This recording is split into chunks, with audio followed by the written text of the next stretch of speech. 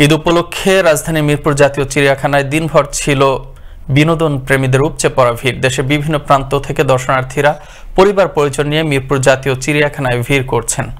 ঈদের ছুটি উপভোগ করছেন বেশ ভালোই তারা। বিস্তারিত জানাচ্ছেন সহকর্মী ফরিদুল ইসলাম অপু, ক্যামেরায় ছিলেন খলিলুর রহমান।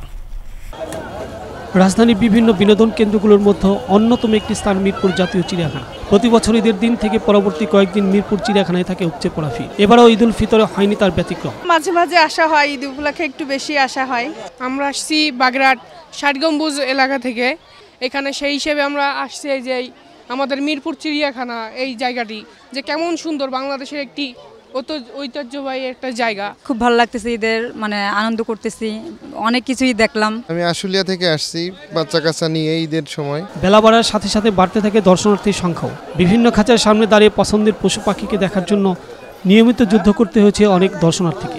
সিংহ, সাপ, বাঘ, তারপর অনেক কিছু দেখা হয়েছে। এটা আমার ফার্স্ট টাইম আসা। অনেক ভালো লাগছে, ঘোরাঘুরি করেছি, এসে অনেক কিছু দেখেছি। মিরপুর জাতীয় চিড়িয়াখানায় এবার দর্শনার্থীদের বিনোদনের অন্যতম আকর্ষণ ছিল জলহস্তি আর জেব্রার ঘরে জন্ম নেওয়া নতুন দুই অতিথি। আর বছর জুড়ে চিড়িয়াখানায় জন্ম হওয়া অসংখ্য হরিণ শাবক দর্শনার্থীদের দিয়েছে বাড়তি আনন্দ।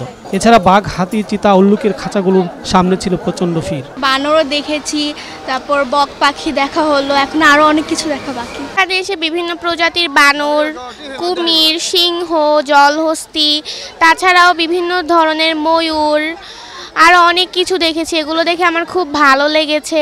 পশু পাখির পাশাপাশি চিড়িয়াখানায় শিশুদের বিনোদনের জন্য রয়েছে পার্ক। ঈদ উপলক্ষে দর্শনার্থীদের নিরাপত্তায় কয়েক ধরনের প্রস্তুতি নেওয়া হয়েছে বলে জানান জাতীয় চিড়িয়াখানার পরিচালক ডক্টর মোহাম্মদ রফিকুল ইসলাম তালুকদার। দর্শনার্থী যাতে নিরাপদে চিড়িয়াখানা পরিদর্শন করতে পারে সেই জন্য আমরা বেশ কিছু প্রস্তুতি নিয়েছিলাম। চিড়িয়াখানার অভ্যন্তরে দর্শনার্থী যাতে নিরাপদে চিড়িয়াখানা পরিদর্শন করতে পারে সেই জন্য আমরা এখানে আমার নিরাপত্তা রক্ষীর পাশাপাশি আনসার, পুলিশ এবং র্যাব কাজ করেছে। 1961 সালে রাজধানীর মিরপুরে ঢাকা চিড়িয়াখানা প্রতিষ্ঠা করা হয়। 186.63 একর জমির উপর প্রতিষ্ঠিত চিড়িয়াখানাটি 1974 সালের 23 জুন দর্শনার্থীদের জন্য উন্মুক্ত করা হয়। বর্তমানে চিড়িয়াখানায় 133 প্রজাতির 3338টি প্রাণী রয়েছে।